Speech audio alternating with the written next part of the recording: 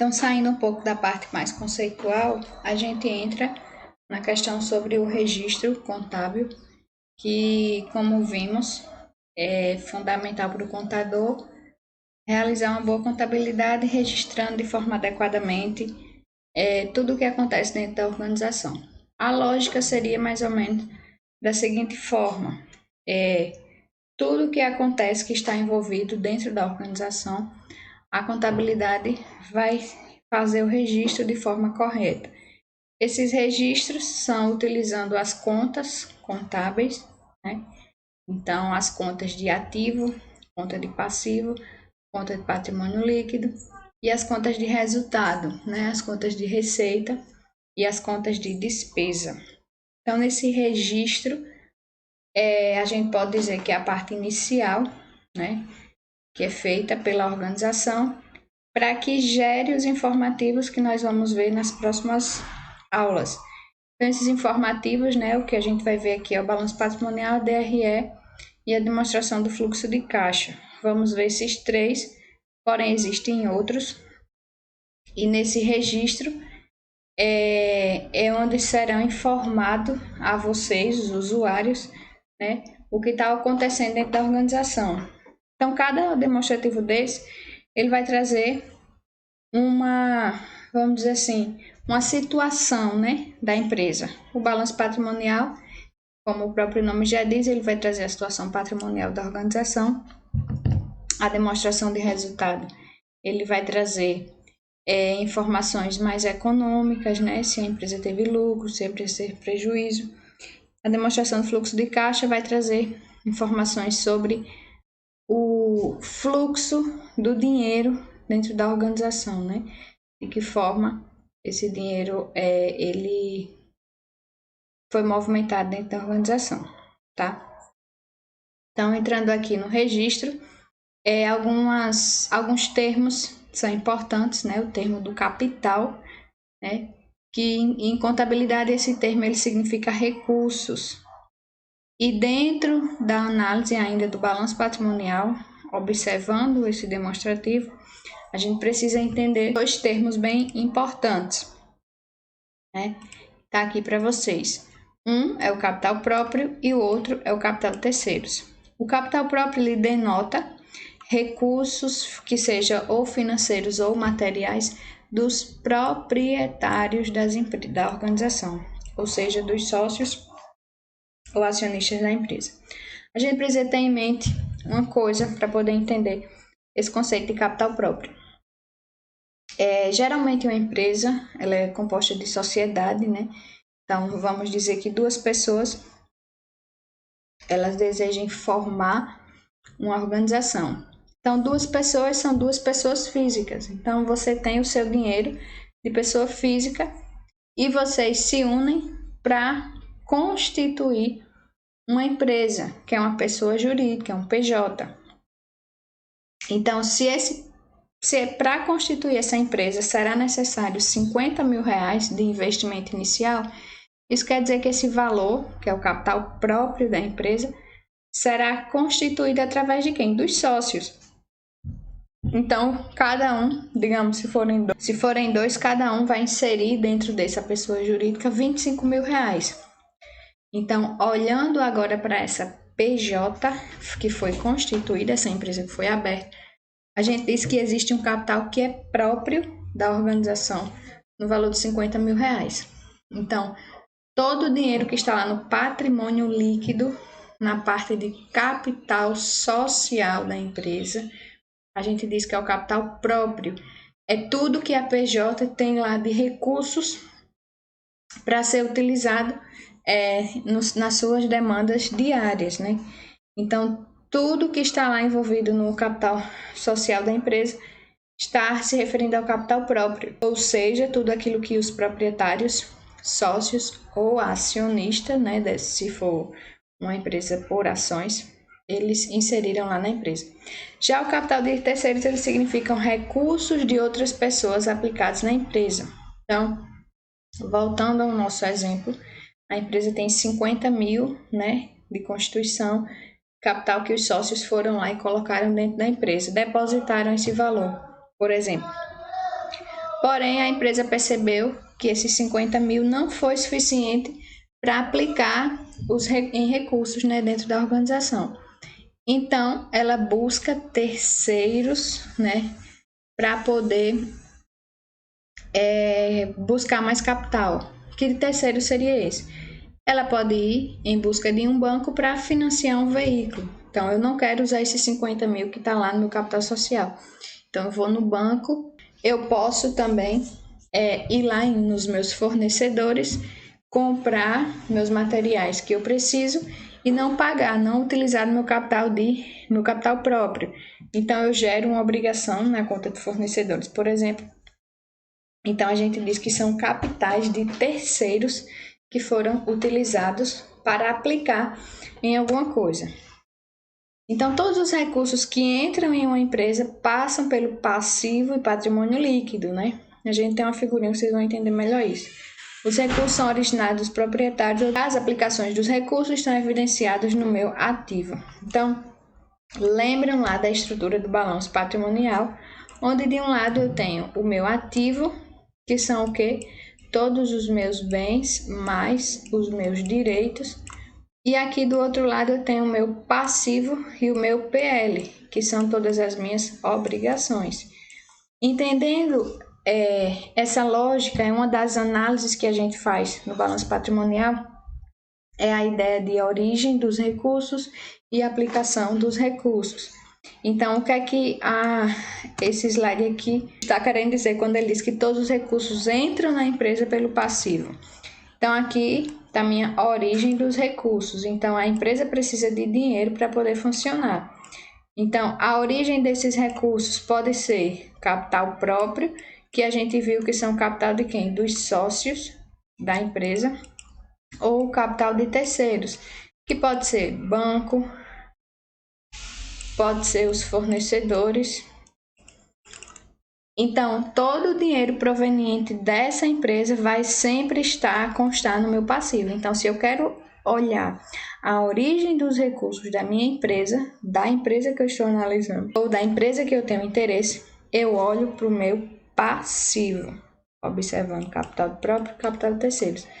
Já esse dinheiro vem pelo passivo e eu aplico em algum lugar, né? Então, eu posso ter constituído 50 mil e ter colocado na minha conta lá no meu ativo em banco. Ou eu posso pegar esses 50 mil reais e comprar todo de mercadorias. Então, quando eu quero olhar a aplicação dos recursos da minha empresa, eu olho para minhas contas de ativo. E nessas aplicações vão estar constando esse dinheiro que vem aqui pelo meu passivo, certo? Então, na prática, como é que isso funciona? Eu tenho aqui a minha estrutura, aquela mesma estrutura, né? Eu tenho um total de ativo, no valor de 1.400, um total de passivo de 1.400. Desse lado, minha origem. E desse lado aqui, eu vou botar aqui embaixo, a minha aplicação. Então, que perguntas a gente precisa ter em mente para poder começar a analisar o balanço patrimonial? Qual a origem dos recursos dessa empresa? Então, origem de recursos. Eu olho para o meu ativo ou eu olho para o meu passivo? Eu olho para o meu passivo. Dentro do meu passivo, eu tenho aqui o que eu chamo de origem de capital próprio e tenho aqui o que eu chamo origem de capital de terceiros. Vou botar aqui um T de terceiros e um P de capital próprio, né? Então, qual a origem dos recursos dessa empresa? Bom, essa empresa tem origem de recursos R$ 900 de capital de terceiros e R$ 300 de capital próprio. Um total de 1.400 é a origem dos recursos. Em que estão aplicados os recursos? Então, se eu quero descobrir a aplicação dos meus recursos, eu olho para o meu ativo, tá aqui, a minha aplicação. Em que estão aplicados? Então, esse dinheiro aqui, proveniente, R$ 900 de capital próprio, R$ 300 de capital, 300 de capital próprio, 900 de capital terceiro, estão aplicados aonde? Bom, uma parte do dinheiro está aplicado em caixa ou banco, ou seja, dinheiro vivo. Outra parte eu apliquei em estoques. Eu investi em alguma coisa que eu preciso olhar o que a gente chama de notas explicativas para saber o que são esses investimentos. Outra parte investida está em forma de direitos que eu tenho a receber, tanto aqui no circulante, que é o meu curto prazo, como aqui no realizável a longo prazo, após 12 meses. Tenho também outra parte imobilizado. O que são esses imobilizados? São veículos, são bens tangíveis, são bens que a gente consegue visualizar. Então, no imobilizado eu posso ter veículos, posso ter aquelas minhas mesas, aquelas minhas cadeiras que eu compro. E outra parte está aplicada, uma menor parte, em bens intangíveis. Bens intangíveis são bens não corpóreos. Exemplo disso são marcas e patentes. São bens que a gente não consegue perceber assim, não são tangíveis, né? Então, olhando aqui para minhas aplicações, a gente pode fazer várias análises. A gente pode ver que essa empresa ela aplica muito pouco em bens intangíveis. A gente pode ver que a maior parte da aplicação dela está em quê? Está em duplicatas a receber, né? Está em direitos que a empresa tem a receber, né? Ela tem um bom dinheiro também em caixa. Tudo isso a gente pode analisar através do conceito de aplicação de recursos. Aí a pergunta: a empresa possui maior origem de capital de terceiros ou próprio? Como é que eu respondo isso aqui? Bom, de capital de terceiros ela tem R$900. De capital próprio, ela tem R$300 apenas. Então, é uma empresa que gosta mais de buscar dinheiro fora para poder aplicar os seus recursos. Então, ela tem mais origem de capital de terceiros, certo?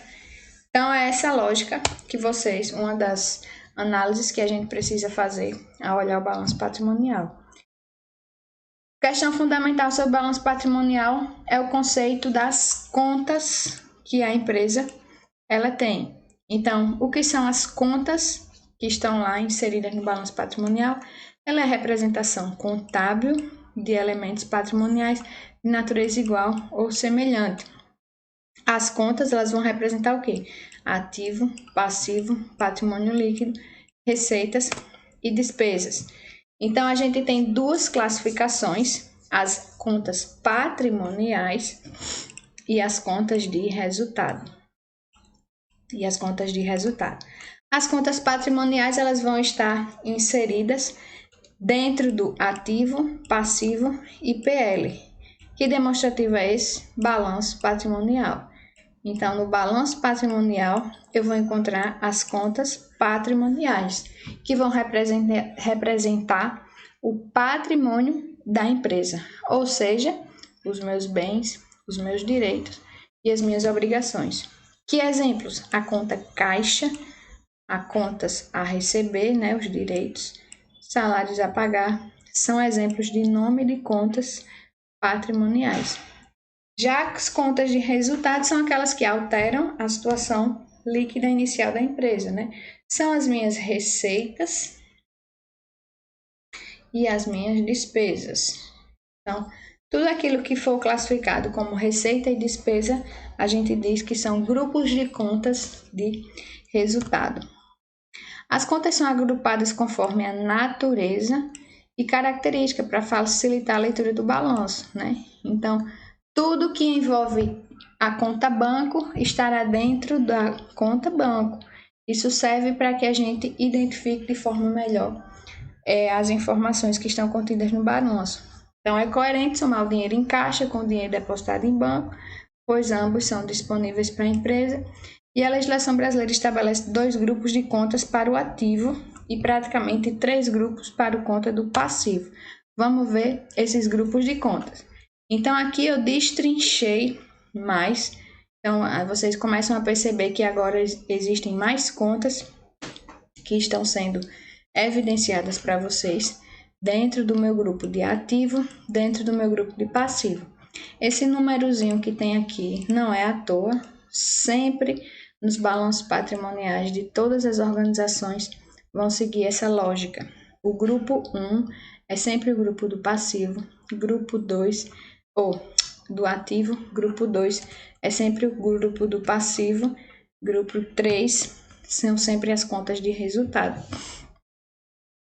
1.1 vai ser sempre o ativo circulante, 1.2 sempre o ativo não circulante.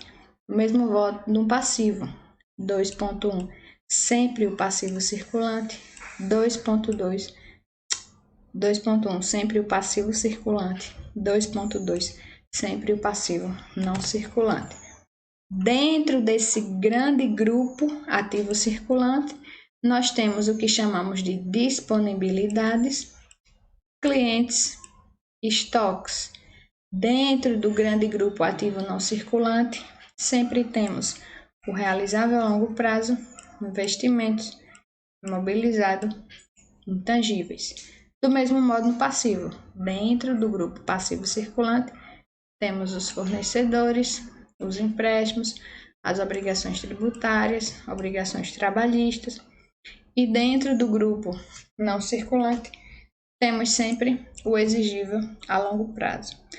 Qual a diferença entre circulante e não circulante? Precisamos saber disso. O que está no circulante é o que eu tenho, no caso do ativo, de bens e direitos disponíveis até 12 meses, ou seja, 1 ano. Então, se eu tenho contas a receber em até 1 ano, vai estar lá no meu circulante. Se eu tenho contas a receber, está aqui a mesma conta, duplicados a receber, após 12 meses,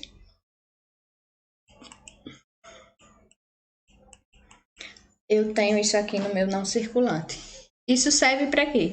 Para a gente identificar, por exemplo, que determinadas empresas trabalham com longo prazo.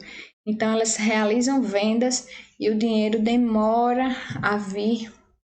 Então, ela vai ter mais dinheiro a receber, né? Duplicadas a receber no longo prazo. Já existem outras empresas que elas trabalham mais no curto ou curtíssimo prazo.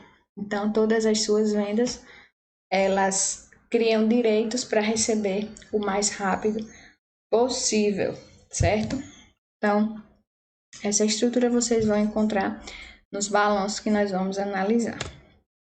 Sim, e aqui no meu patrimônio líquido, eu sempre vou ter o meu capital social, que eu disse a vocês que é o meu dinheiro dos sócios, aquilo que os sócios inseriram dentro da organização.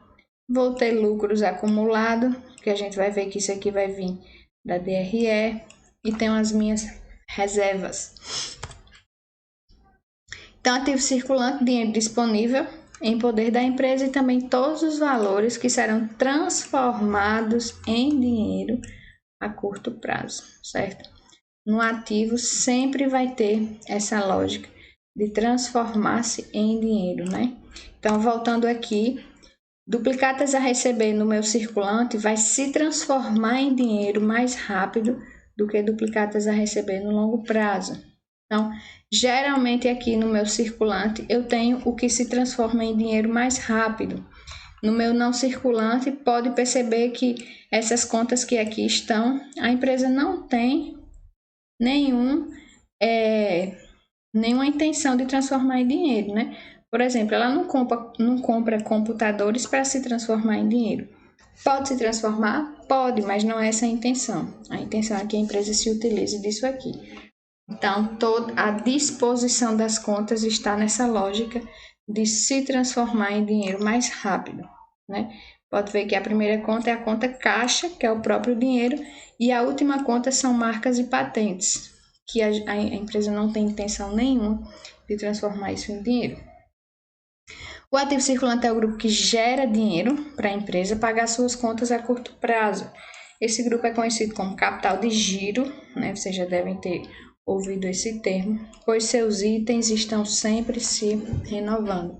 Então, qual o capital de giro da organização? Eu vou olhar para o meu ativo circulante, né? Então, aqui um exemplo, né? A empresa tem R$800 em dinheiro, 6.200 que vão se transformar em dinheiro e 10.000 em estoque. Já no não circulante, Quais são os grupos de contas? Eu tenho meu realizável a longo prazo, né? Como a gente viu, após 12 meses eu vou receber isso aí. Investimentos. São aplicações que nada tem a ver com a atividade da empresa, né? Então, se tiver a ver com a atividade da empresa, geralmente vai estar na conta de estoques, né? Isso. Já que não. Então, investimento seria um terreno que a empresa compra, seria em qualquer outra coisa que a empresa investe os seus recursos. Imobilizados são bens corpóreos, ou seja, palpáveis, destinados à manutenção da atividade principal da empresa ou exercício com essa finalidade. E o intangível, como eu falei, são direitos que têm por objeto bens incorpóreos, né? Isto é, não palpáveis, que não se pode trocar, pegar, destinado à manutenção da empresa ou exercido com essa finalidade, né? Um exemplo clássico são nossas marcas e patentes, né? E aqui um exemplo, né? Vem o grande grupo e os grupos menores das contas.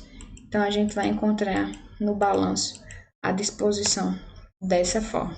Já nas minhas contas de passivo, então eu vou estar lá evidenciar todas as dívidas com terceiros que serão pagas a curto prazo. Passivo circulante segue a mesma lógica do ativo circulante. Então, tudo que eu tenho a pagar nos próximos 12 meses estarão na conta do passivo circulante. Passivo não circulante após 12 meses. Patrimônio líquido demonstra o total de recursos aplicado pelos proprietários na empresa, né? Como eu falei, então, o patrimônio de uma entidade ele pode ser proveniente das seguintes formas. Então, o que compõe o patrimônio líquido da empresa pode ser proveniente do capital próprio, investimento dos sócios ou a conta de reservas de lucros, aquilo que provém dos lucros da empresa que são realizados pelo confronto entre receitas e despesas, que a gente vai ver bem isso quando a gente estiver falando de outro demonstrativo, que é a DRE. Então, como isso aqui, a disposição disso aqui, passivo circulante, o grande grupo e as contas que compõem, né? Fornecedores, ou seja, isso aqui eu vou pagar até nos próximos 12 meses. Salários a pagar eu pago sempre no mês seguinte, por isso que ele está no circulante. Já empréstimos após 12 meses estão aqui no meu não circulante. E aqui, essa empresa, por exemplo, foi constituída com 20 mil reais e gerou um lucro de 5 mil reais. Então, foi um outro investimento, certo? Então, a gente vai finalizar aqui com a nossa aula com essas informações sobre as contas. Vocês podem repetir essa aula. Os slides estão à disposição também de vocês, pois é importante que vocês entendam esses conceitos fundamentais para nas próximas aulas, quando a gente estiver analisando os demonstrativos, por exemplo, o balanço patrimonial, vocês estejam familiarizados com esses termos, certo? Então, eu agradeço a participação de todos e até a nossa próxima aula.